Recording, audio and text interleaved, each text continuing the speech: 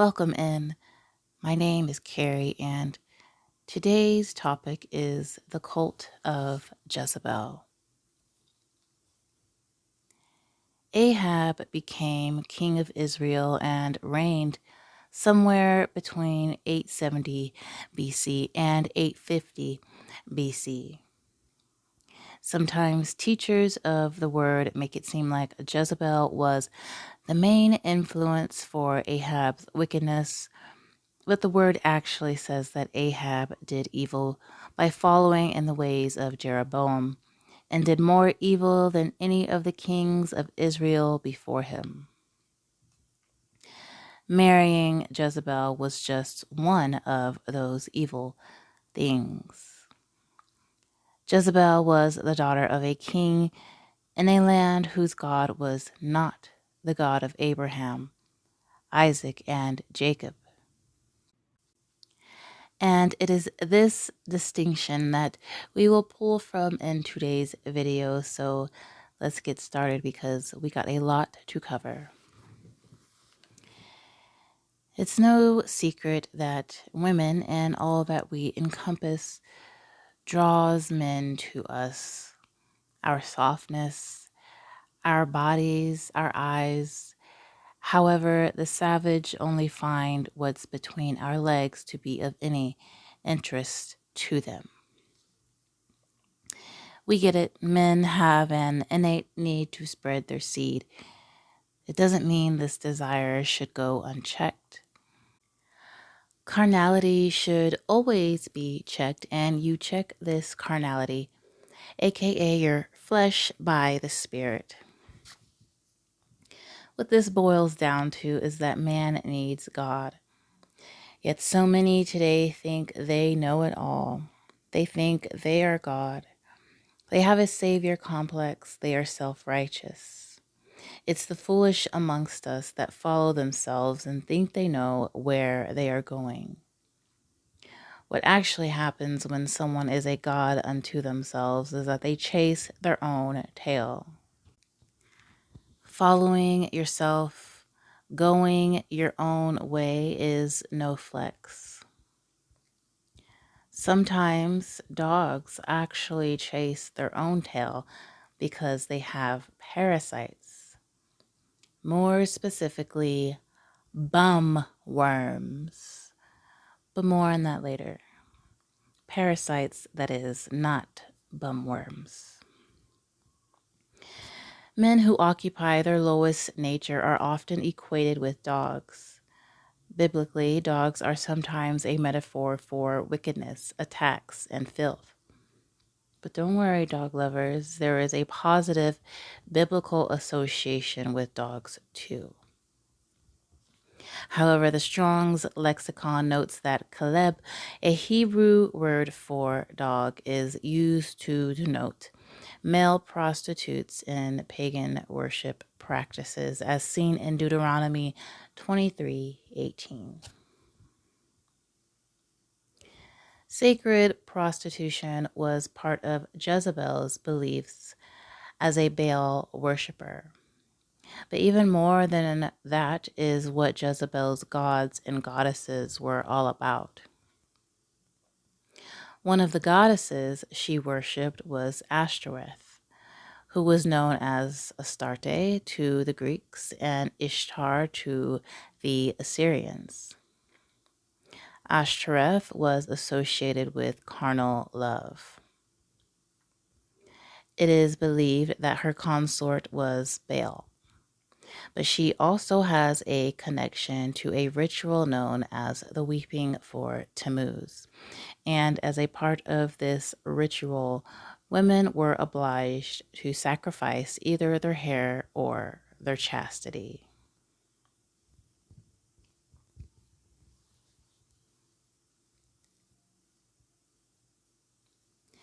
A baddie is a uniform. It is an aesthetic. Nails did, eyelashes did, hair did, waist snatched, BBL. You get it. You've seen it. The baddie embodies glitz, glamour, and charm. When the Jersey Shore TV show came out, I was a fan. And there was a specific episode where these scantily clad women came over to the house, and it was either Polly or Vinny who said, I don't know if they're hot or if they're just naked. Something like that. Basically, he couldn't tell if these women were actually attractive or if their near nakedness was giving the illusion that they were attractive by arousing sexual desire. According to BibleStudyTools.com, charm comes to mean a magical formula chanted or recited with a view to certain desired results. The etymology of the word glamour also denotes a similar association to magic. Merriam-Webster goes on to say, the word glamour comes to English from Scots, the English language as spoken in Scotland. In the early 1700s, the Scottish altered the English word grammar to create glamour or glamour. It meant a magic spell. In classical antiquity, the Greek and Latin ancestors of the English word grammar were used in reference not only to study the language, but also to the study of literature. In the medieval period, Latin Grammatica and its outcomes in other languages were extended to include learning in general. Since almost all learning was couched in a language not spoken or understood by the unschooled populace of Europe, it was commonly believed that mystifying subjects such as magic and astrology were included in Grammatica, and scholars were consequently sometimes regarded with awe and more than a little suspicion. One of those scholars was the legendary Faust, the necromancer and or astrologer who sold his soul to the devil in exchange for knowledge and power. Glamour in its modern senses, an exciting and often illusory and romantic attractiveness, and alluring or fascinating attraction.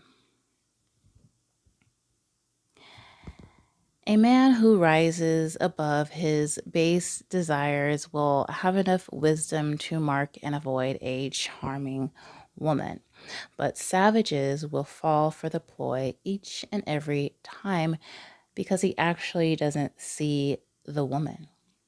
He sees an object, the uniform, the charm, the glamour, and most of all, a fantasy to be fulfilled. Really, he lacks wisdom in his abundance of lust. A relevant example of this type of man is Shannon Not So Sharp, who is caught up in some legal troubles at the moment. Allegedly, the woman behind the most prominent lawsuit against him, because there is another one, is an OnlyFans model, and Sharp claims this is all a shakedown.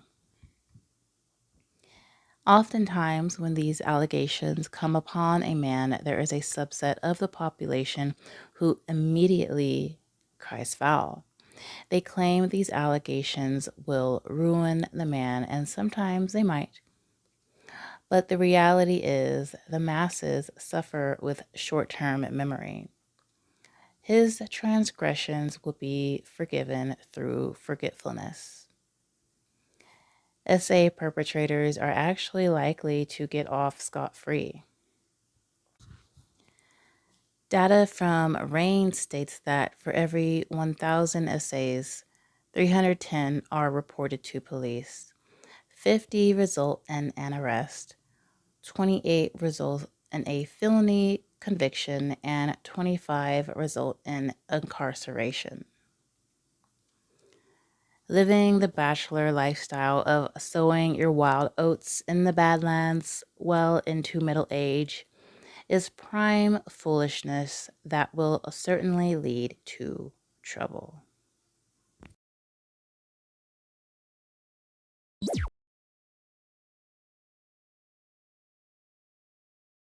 Perhaps you have heard about the parasite that makes people more attractive. If not, let me get you up to date. Concerning this parasite called Toxoplasma gondii, researchers found that infected men had lower facial fluctuating asymmetry, whereas infected women had lower body mass index, a tendency for lower facial fluctuating asymmetry, higher self perceived attractiveness, and a higher number of sexual partners than non infected ones. Then we found that infected men and women were rated as more attractive and healthier than non infected ones. The research mentions the negative impact of parasites on its host due to the manipulative tactics of the parasite that it must take part in to ensure its own survival. With this characteristic in mind, it is understandable how some would compare parasites to demons. The spirit of Jezebel is also seen as an evil spirit, demonic, if you will. Jezebel, like a parasite, is manipulative, and sometimes her manipulation is by means of seduction. Therefore, the spirit of Jezebel could be classed as a seducing spirit.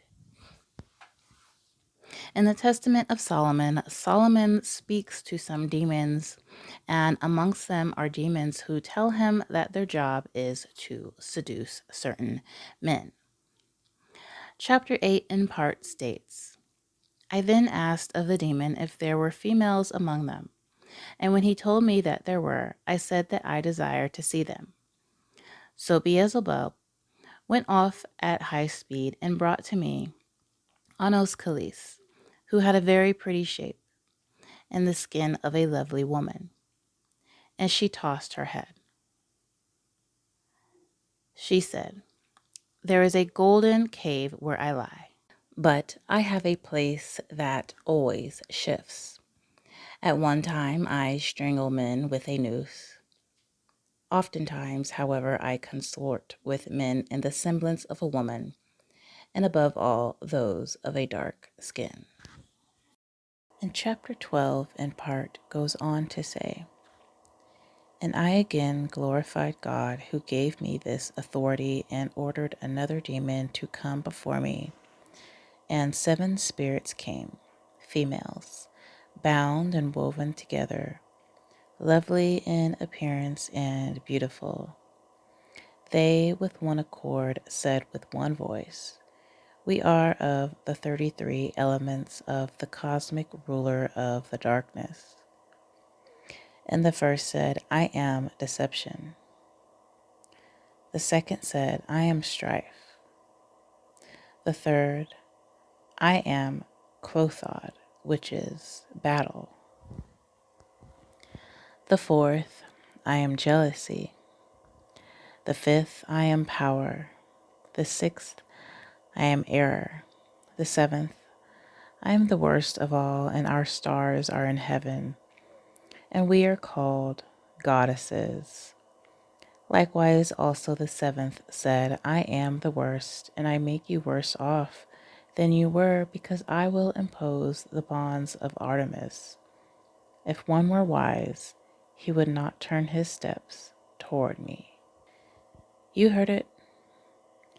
From the horse's mouth it is said, if one were wise, he would not turn his steps toward me. Proverbs 7 also advises one to love wisdom and insight, and to let them protect you from the immoral woman, and to ignore her flattery. But do the Jezebel lovers do this? Nope. They go into her fold, rest in her bosom, and worship her.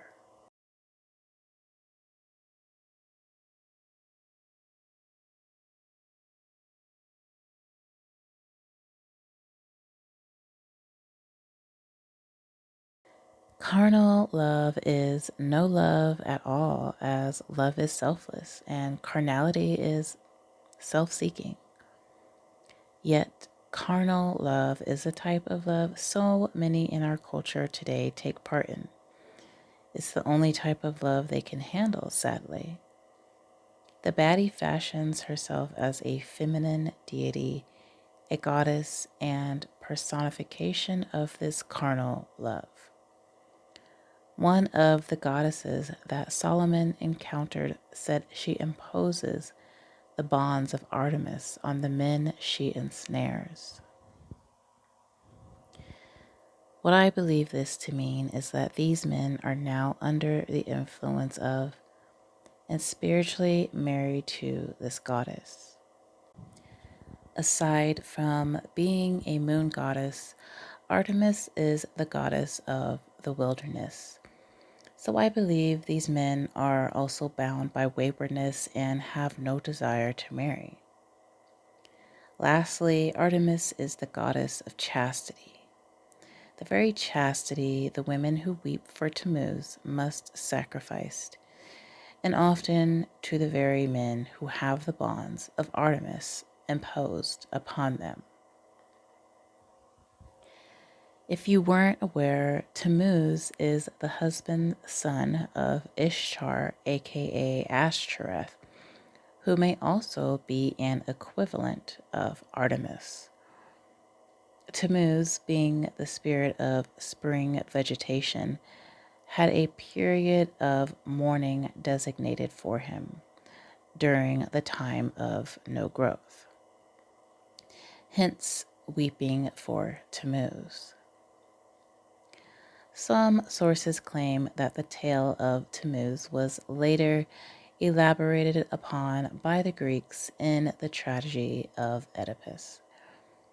Oedipus, in the tragedy, fulfilled a prophecy and killed his father and married his mom, Jocasta.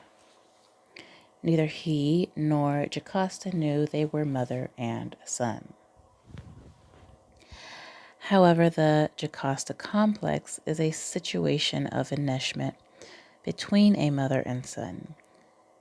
And since so many people get angry because they insist there must be a sexual component in order for it to be a Jocasta complex, I am going to take the American Psychological Association's definition, which defines the complex as an abnormally close or incestuous attachment of a mother to her son. The attachment doesn't always have a sexual nature to it. Oftentimes, it has an overbearing, domineering, and emotionally incestuous one to it. The mother blurs the boundaries. She makes her son a husband, and she the mommy wife. The perverted bond greatly impacts the son as he grows up. His resentment toward his mom is taken out on other women sexually, emotionally, and physically. He often struggles in romantic relationships due to the dynamics between he and his mother. He may resent her as an adult and may even have a strained relationship with her, but still feels an obligation of loyalty to her. Despite this feeling of obligation of loyalty towards mom, he may be overflowing with resentment that he can't take out on her, and so he takes it out on other women. NAVSOS, a support group for narc abuse victims, states that the mother with this complex will go to great lengths to control her chosen son. The son is then required to worship mommy and serve her every need. She does this in part to fulfill her own unmet childhood needs. She is a pervert and seeks to make her son some sort of messiah that I will add is meant in her warped mind to deliver her from the evils of other men. This type of mom will have a seductive quality to her that she uses to impress upon her own son. The baddie, being a type of modern goddess, also has this air of seduction and therefore a myriad of worshippers. She is an idol, the baddie, and many of her worshippers are drawn to her for this very reason. She is an object in their mind. She is a receptacle in which they can relieve themselves of their trauma, be it in person or digitally. The baddie can be mom without actually being mom. The son husband believe it's okay to use the baddie sexually because he is married to mom emotionally, and only being involved with another woman emotionally is considered cheating on mom.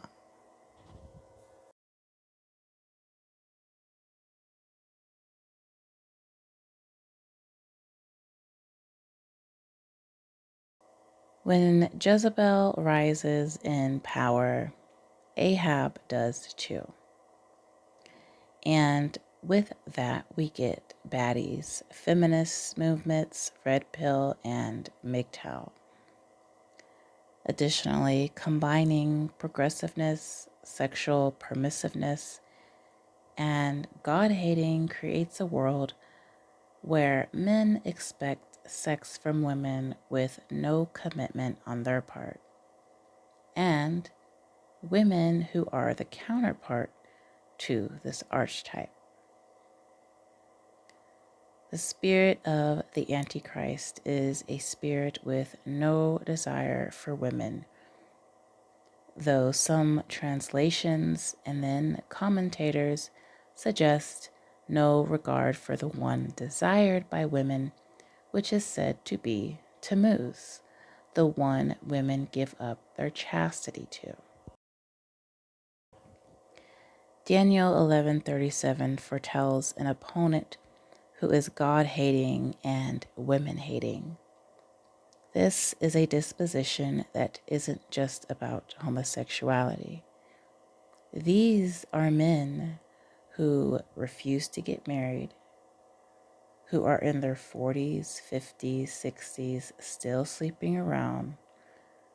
These are the men who SA women, beat women, refuse to be emotionally available to a woman, the ones who subscribe to OnlyFans, the ones who watch porn, sleep with a woman with no intention of things going further, impregnate a woman, and then ask or demand her to end the pregnancy. This Ahab, Antichrist spirit type, though he hates women, is a member of the cult of Jezebel.